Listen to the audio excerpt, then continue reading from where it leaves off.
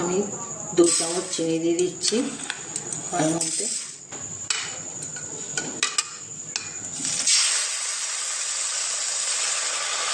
3 চামচ জল দিয়ে দিলাম।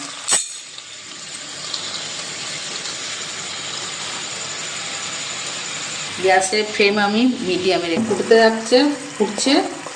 যখন আমার হলুদ হয়ে আসবে তখন আমার ক্যারামেল হয়ে যাবে। আমার হলুদ হয়ে এসছে।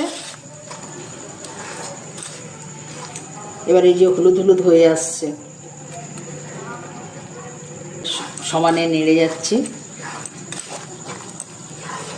বেশি চিনিটাকে পোড়ালে পরে কিন্তু তেতো হয়ে যাবে, সেই জন্য আমি একটু কালার এলেই গ্যাসটা অফ করে দেবো।